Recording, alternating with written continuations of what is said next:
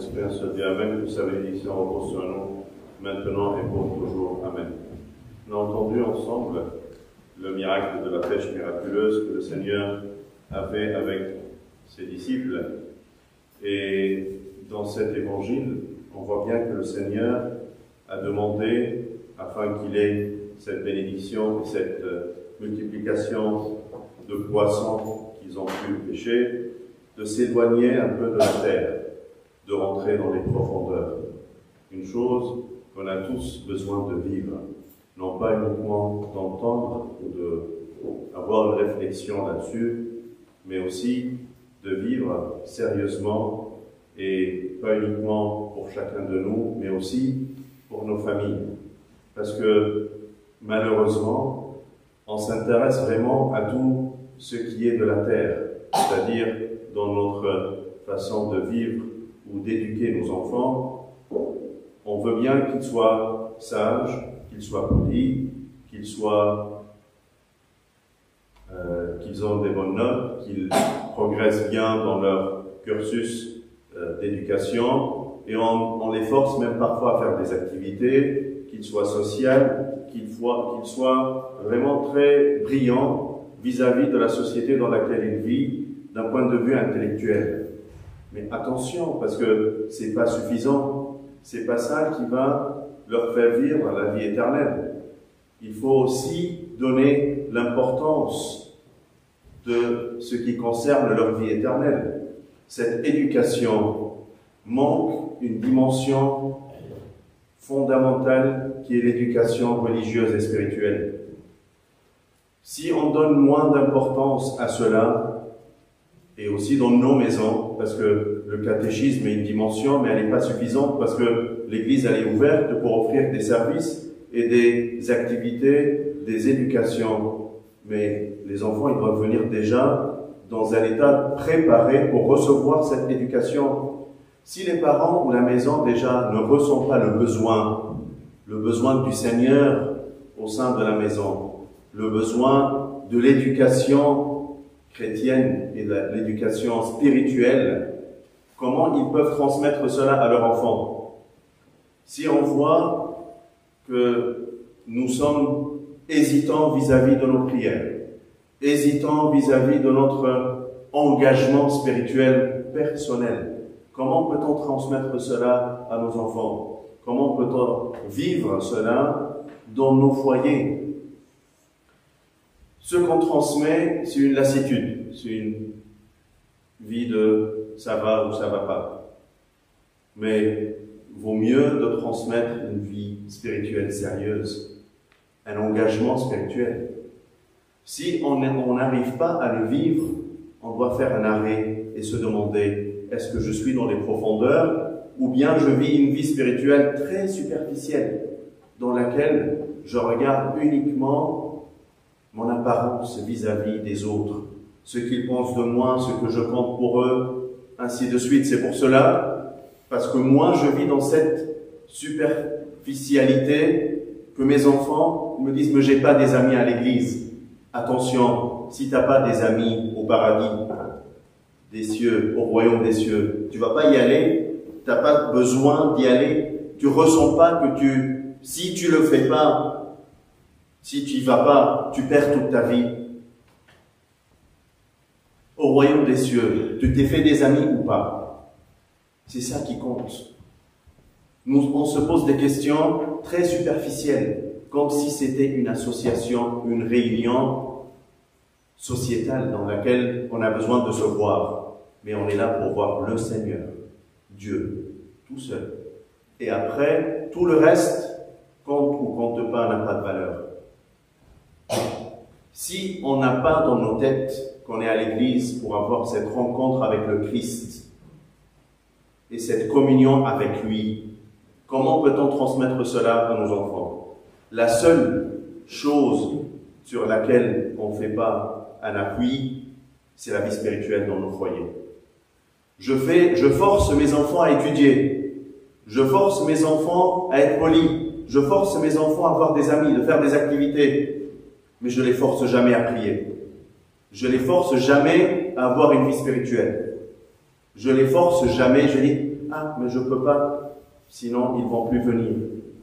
Mais t'étais où quand ils étaient encore tout petits? Et tu avais une puissance de leur demander de faire ou pas faire.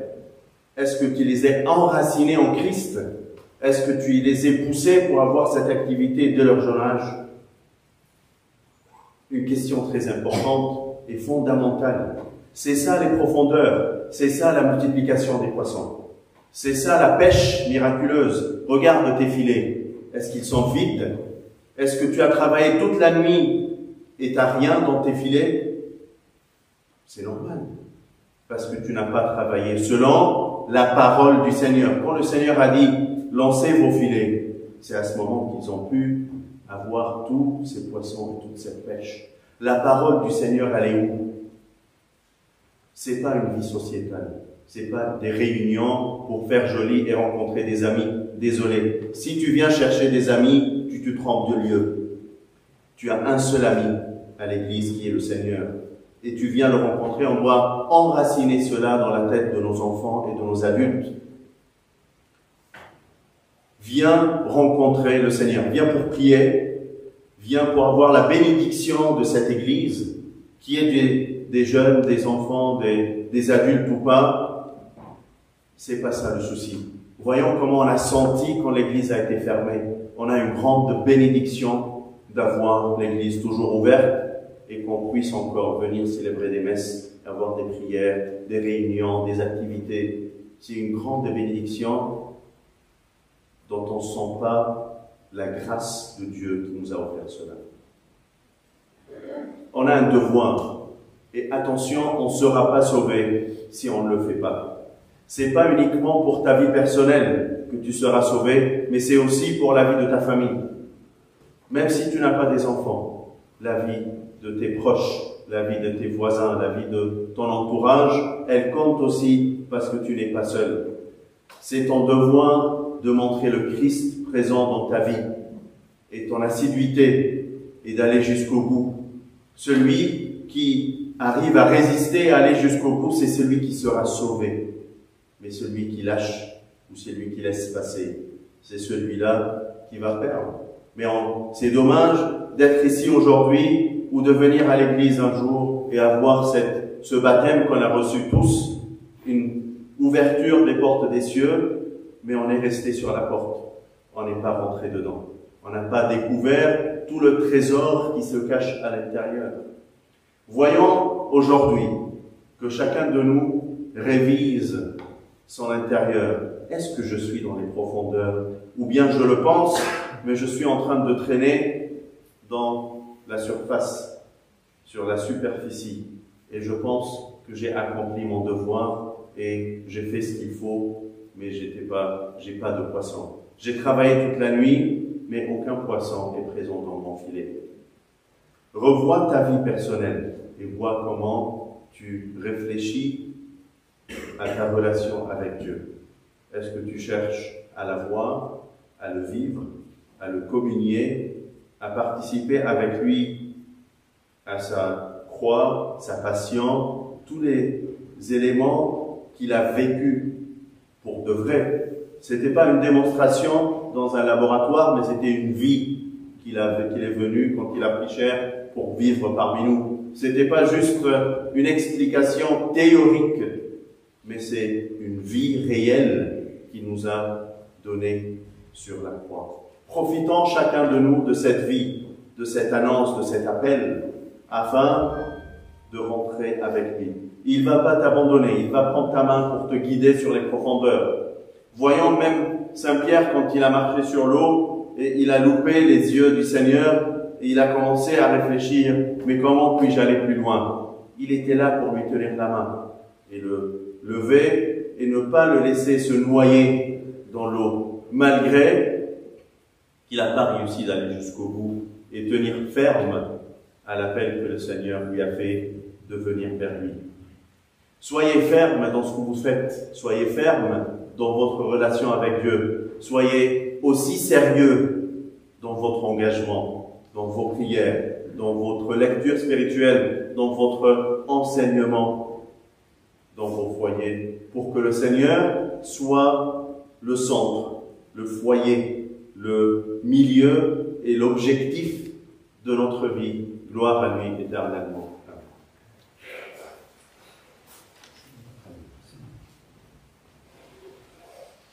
باسم الآب والابن والروح القدس الإله الواحد آمين. حل علينا نعمته وبركته الآن وكل أوان إلى دهر الدهور آمين.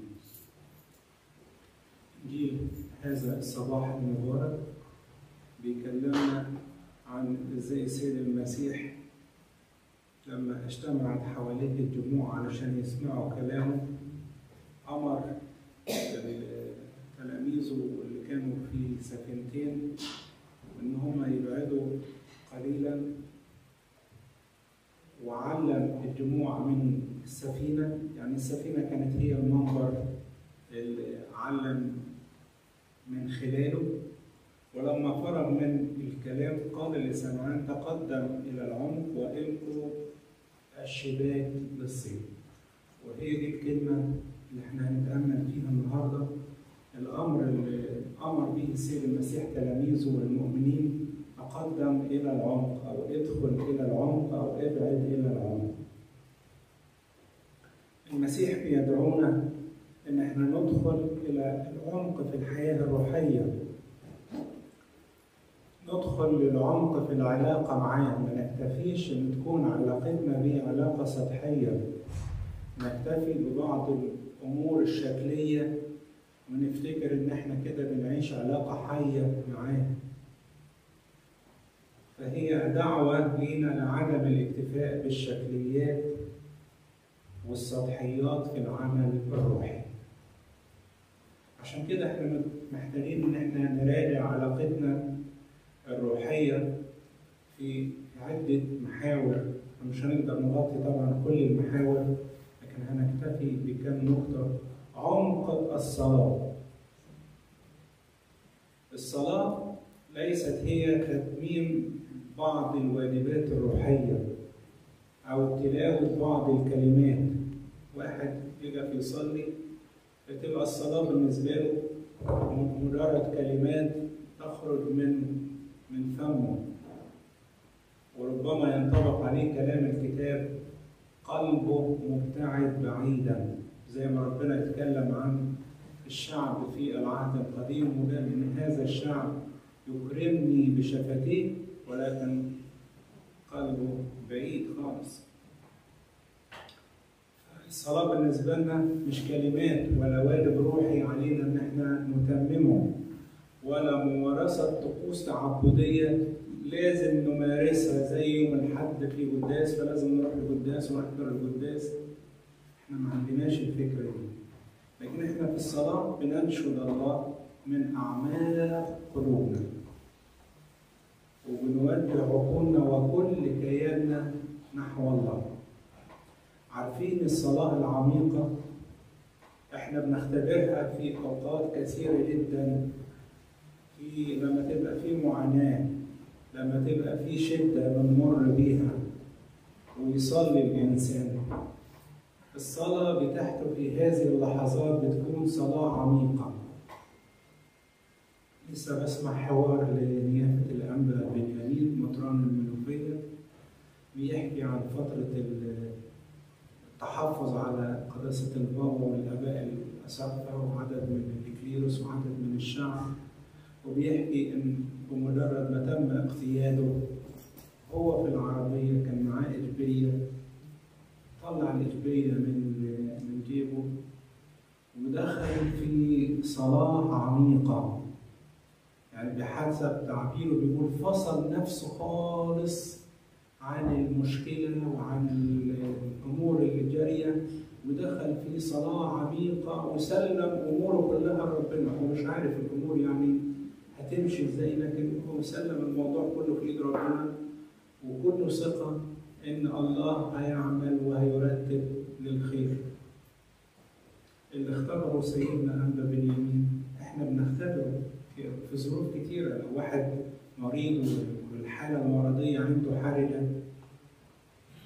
ممكن ندخل في صلاة وتبقى الصلاة بتاعتنا مش كلمات ولا مجرد واجبات أو ممارسة روحية عادية سطحية، لكن بندخل فعلا للعمق في الصلاة. من أمثلة الصلوات العميقة والحلوة واللي ذكرها لينا الكتاب المقدس الصلاة اللي صلتها حنة أم صموئيل النبي لما راحت للهيكل وكانت مرة النفس وصلت، وهي مرة النفس وصلت بحرارة وصلت بعمق، لدرجة إن عادي الكاهن من النادر إن هو يشوف حد بيصلي بعمق. ناس كتير بيروحوا الهيكل وده شغلته إن هو مولود دايما يعني بيشارك في الصلاة، لكن إنه يشوف حد يصلي بهذا العمق كان من النادر، لدرجة إن هو تصور إنها مخمورة ولدرجة عالية كمان، فقال لها انزعي الخمرة عنك، يعني لما تفوقي يبقى تعالي صلي. قالت له أنا لست امرأة سكرة ولكنني مرة النفس، أنا بصلي لأني بمر بظروف صعبة، فبصلي من أعماق كياني. الصلاة بتاعتي مش من الشفاه فقط، مش مجرد كلمات زي ما الغالبية العظمى بيجوا بيصلوا. الصلاة بتاعتي صلاة عميقة، وعشان كده الاستجابة بتاعت هذه الصلاة كانت استجابة عظيمة. ربنا اداها صموئيل النبي، هذا النبي العظيم اللي هو كان بيمسح الملوك وكان صاحب مدرسة عظيمة جدا، هي مدرسة الأنبياء اللي احنا بنقول عليها يعني أول إكليريكية، أول كلية لاهوتية في التاريخ. ندخل أيضا للعمق في محبتنا. المحبة بتاعتنا لازم تكون محبة عميقة ومحبة حقيقية، والكتاب بيقول لنا إن المحبة الحقيقية لا تسقط أبداً. علينا لذلك أحبائي أن نحب الله من كل قلوبنا ومن كل عقولنا ومن كل قوتنا زي ما الكتاب بيوصينا. ما تكونش محبتنا لربنا هي محبة كلام، لكن تكون محبتنا لربنا هي محبة حقيقية ومحبة عميقة. وبنفس هذا المستوى علينا أيضا أن نحب الآخرين. نحب الآخرين لا بكثرة الكلام ولا بالكلام المنمق والكلام الجميل والكلام الرقيق، ولكن نحبهم بالمبادرات الحلوة، المبادرات اللي فيها عمل محبة وفيها أعمال الرحمة اللي بنقدمها للآخرين. نحبهم بالأفعال وليس بالكلام. تبقى المحبة بتاعتنا مش محبة كلام، ولكن محبة عملية، محبة عميقة، محبة حقيقية. والكتاب بيقول لنا إذا ما كناش قادرين نحب إخواتنا اللي إحنا بنتعامل معاهم وبنشوفهم، يبقى إزاي هنحب الله الذي لا نراه؟ فهي خطوات علشان ندخل إلى العمق. العملية مش هتيجي في يوم وليلة، العملية محتاجة مننا لجهاد ولتدرج. الإنسان ينمو في المحبة ويصل إلى المحبة الحقيقية ويصل إلى المحبة العميقة، يحب الله من كل قلبه ومن كل عقله ومن كل قوته ومن كل كيانه، ويمتد بهذه المحبة التي يفيض بها الله في داخل قلبه إلى الآخرين، فيحب الآخرين بالأفعال وليس بالكلمات، وتنمو هذه المحبة نحو الآخرين للدرجة اللي يقدر فعلا يطبق فيها ويعيش الوصية: أحبوا أعداءكم، باركوا لعينيكم، احسنوا إلى مبغضيكم. ناس كتير بيقفوا عند الوصية دي ويقول إزاي؟ ما هو ده مش هيحصل من أول وهلة إن الإنسان هيحقق هذا المستوى العالي من المحبة، لكن إحنا هننمو وهنتدرج في المحبة لحد ما في يوم من الأيام يستطيع الإنسان إن هو يعيش فعلا هذه الوصية ويقدر إن هو يحب حتى أعدائه. ومحبة الأعداء زي ما وصفوها لينا إن الإنسان لا يكن ليهم البغضة أو الكراهية ولا يتمنى ليهم الشر أو الأذية. بهذا المفهوم الكنيسة كانت بتصلي من أجل اللي كانوا بيضطهدوها زمان، كانت بتصلي إن ربنا يصلح نفسيتهم ويعدل عقولهم وقلوبهم من ناحيتهم. وياما ناس الكنيسة كسبتهم لأن المؤمنين مارسوا تجاههم المحبة، حبوهم. واحد زي أريانوس اللي كان والي في منطقة الصعيد وكان شرس جدا في اضطهاده للمسيحيين، لدرجة إن الشهيد اللي كانوا يعني يغلبوا معاه يبعتوه لأريانوس. ياما الكنيسة وياما القديسين صلوا من أجله، وفعلا تحول في آخر أيامه وآمن ونال إكليل الشهادة أيضا. عمق أيضا في الشكر. الكنيسة بتعلمنا إن احنا نشكر الله باستمرار ونشكره على كل شيء. يعني أول درس بتعلمه لنا الكنيسة لما بنيجي هي صلاة الشكر. نشكرك على كل حال ومن أجل كل حال وفي كل حال. فاحنا بنشكر ربنا باستمرار ونشكره على كل شيء، لدرجة إن حتى لما بتكون في حالة وفاة وفي جناز بنبدأ برضه الصلاة بتاعتنا بصلاة الشكر ونشكر ربنا. الشكر بيفتح عينينا فنبتدي نشوف الأمور من الزاوية اللي ربنا بيقصد بيها الخير لينا. نشوف عمل الله العجيب وإزاي إن حكمة الله لا تخطئ أبدا. حكمتنا إحنا البشرية وخبرتنا البشرية أوقات كتيرة جدا بتخدعنا، زي ما حصل في إنجيل النهارده. دول صيادين ومحترفين وعندهم خبرة كبيرة جدا، لكن خبرتهم البشرية ما أسعفتهمش. قضوا ليلة كاملة ومحاولات متعددة، لكن في النهاية يقولوا تعبنا الليل كله ولم نصطاد شيء، ما خدناش حاجة خالص.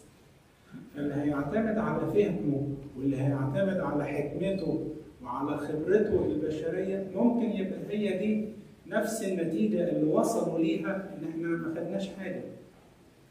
ممكن نوصل له، لكن اللي بيعتمد على ربنا بيقول له يا ربي أنا اتكالي كله عليك، وأنا واثق إن أنت بتعمل لخيري حتى لو عقل البشر مش قادر يستوعب ومش قادر يشوف كيف تعمل لخيري، لكن أنا واثق تمام الثقة إن أنت بتحبني وبتعمل لخيري مهما كانت الظروف اللي حواليا صعبة، لكن أنا واثق إن أنت هتتدخل والأمور هتبقى للخير.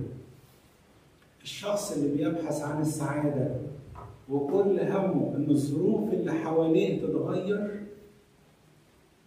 هو إنسان مش قادر يشوف عمل الله، إزاي ربنا بيشتغل مهما تكون الظروف صعبة. ربنا بيشتغل ويقدر يحول الشر إلى خير. ربنا سمح إن هم يقضوا ليلة طويلة وما يصيدوش حاجة خالص عشان يديهم درس روحي، ويدينا إحنا كمان اللي انتهت إلينا أواخر الظهور هذا الدرس الروحي.